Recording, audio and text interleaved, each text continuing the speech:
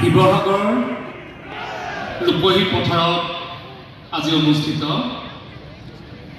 ৰংঘৰৰ সৌন্দৰ্য বৰ্ধনৰ আজি শুভাৰম্ভৰ এই অনুষ্ঠানটো আমাৰ মাজত উপস্থিত থকা অসমৰ যশস্বী মুখ্যমন্ত্ৰী ডক্টৰ হিমন্ত বিশ্ব শৰ্মা ডাঙৰীয়া, আমাৰ অবিভক্ত শিৱসাগৰ জিলাৰ পৰা প্ৰতিনিধিত্ব কৰা শ্ৰদ্ধাৰ কেবিনেট পৰ্যায়ৰ মন্ত্ৰী যোগেন মোহন ডাঙৰীয়া,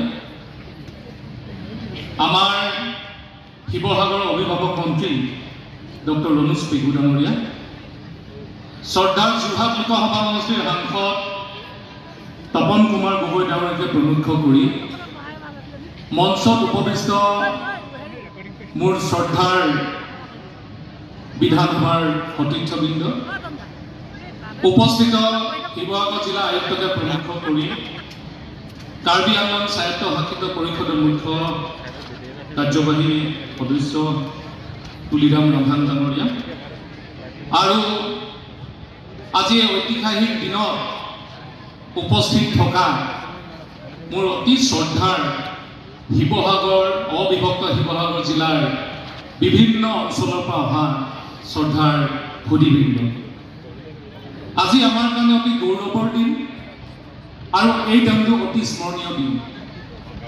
বহুদিনৰ মূৰত আমাৰ ৰূপহী পথাৰখনে প্ৰাণ পাই উঠিবলৈ ধৰিছে আৰু তাৰ বাবে মই মাননীয় মুখ্যমন্ত্ৰী ডাঙৰীয়াক ধন্যবাদ জনাইছোঁ যে পুনৰ যে আপোনালোকে এই সিদ্ধান্তটো ল'লে, সেই স্বৰ্গদেৱ আপোনালোক আজি ওপৰৰ পৰা স্বৰ্গৰ পৰা আমাক ধন্যবাদ দিছে যে এই ৰূপহী পথাৰখনত এনে এটা প্ৰকল্প লৈছে যিটো প্ৰকল্পই আকৌ পুনৰ শিৱসাগৰখনক উজ্জীৱিত কৰি তুলিব, আমাৰ শিৱসাগৰখনক আকৌ পুনৰ প্ৰকৃত মানচিত্ৰত আজি নিজক নিৰ্ধাৰিত কৰিব। আজি এইকাৰণে সম্ভৱ হৈছে 145 কোটি টকাৰ এই প্ৰকল্পটো, কাৰণ মুখ্যমন্ত্ৰী ডাঙৰীয়াই চাহ খাই থাকোঁতে এই সিদ্ধান্তটো লৈছে। এই সিদ্ধান্তটো বহুত ডাঙৰ পৰিকল্পনা, বহুত সময় হোৱা নাই। যেতিয়া আমাৰ চাৰ্কিট হাউচত এদিন তেখেতে বহি আছিলে, আমাৰ টাই যাদুঘৰ পুনৰ নিৰ্মাণৰ কাৰণে তেখেতে এখন সভা পাতিছিলে।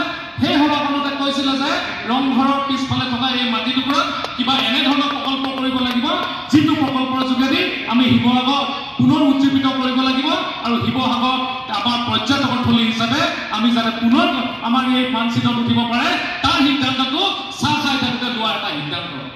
তাৰ বাবে মাননীয় মুখ্যমন্ত্ৰী ডাঙৰীয়াক ধন্যবাদ জনাইছোঁ, কাৰণ এই 145 কোটি টকাৰ প্ৰজেক্ট ল'বলৈ এটা সাহস লাগিব, এটা মন লাগিব আৰু এই মন থকাৰ কাৰণে আজি এইটো সম্ভৱপৰ হৈছে। মাননীয় মুখ্যমন্ত্ৰী ডাঙৰীয়া, আজি শিৱসাগৰত জন্ম লোৱাৰ এজন যুৱক হিচাপে, এজন এই অঞ্চলৰ নাগৰিক হিচাপে এটা কথা মই আপোনালোকক কওঁ, আপোনাক জনাওঁ যে আমি বহুত দিনৰ পৰা light and sound, light and sound, light and sound শুনি আছিলোঁ, কিন্তু সৰুতে ভাবিছোঁ লাইট এণ্ড চাউণ্ড মানে লাইটটো জ্বলাই দিলে মিউজিক বজাই দিয়াটো লাইট এণ্ড চাউণ্ড। আচলতে আপুনি যেতিয়া ক'লে যে লাইট এণ্ড চাউণ্ড মানে এনে এটা প্ৰকল্প থাকিব য'ৰ ভিতৰত গ'লে শিৱসাগৰ সম্পূৰ্ণ ঐতিহাসৰ বিষয়ে অডিঅ' ভিজুৱেলৰ যোগেদি আমি সম্পূৰ্ণ গম পাম। আমাৰ যদি বাহিৰৰ পৰা কোনোবা আহে, সেইজনক যদি কোনোবা গাইড নহয়, গাইড নোলোৱাকৈ যাতে শিৱসাগৰৰ বিষয়ে, শিৱসাগৰ সকলোকেইজন স্বৰ্গদেৱৰ বিষয়ে, ইতিহাসৰ বিষয়ে, ৰংপুৰৰ বিষয়ে ভালকৈ যাতে আমি জানি যাব পাৰোঁ, তাৰ বিষয়ে এই প্ৰকল্পটো বনোৱা হৈছে। তাৰ বাবে মাননীয় মুখ্যমন্ত্ৰী ডাঙৰীয়াক ধন্যবাদ দিয়া গৈছোঁ পুনৰ যে শিৱসাগৰে উন্নয়নৰ দিশত খোজ পেলাবলৈ সক্ষম হৈছে। শিৱসাগৰত এখন নতুনকৈ মেডিকেল কলেজ ইতিমধ্যে টেণ্ডাৰ সম্পূৰ্ণ হৈছে। শিৱসাগৰত এখন ইউনিভাৰ্চিটিৰ কাৰণে মাননীয় মুখ্যমন্ত্ৰী ডাঙৰীয়াই দিছে আৰু ইয়াৰ পিছতে এই প্ৰকল্পবোৰৰ পিছত পৰ্যায়ক্ৰমে শিৱসাগৰখনক পুনৰ এখন ইতিহাস প্ৰকৃত সময়ত এটা সময়ত শক্তিশালী শিৱসাগৰ, পুনৰ এখন শক্তিশালী শিৱসাগৰ পাম বুলি আমি আশা কৰি তেখেতক ধন্যবাদ জনাই মই মোৰ দুআষাৰ ইমানতে সামৰিছোঁ। ধন্যবাদ। বন্দে মাতৰম। সমষ্টিৰ সন্মানীয় বিধায়ক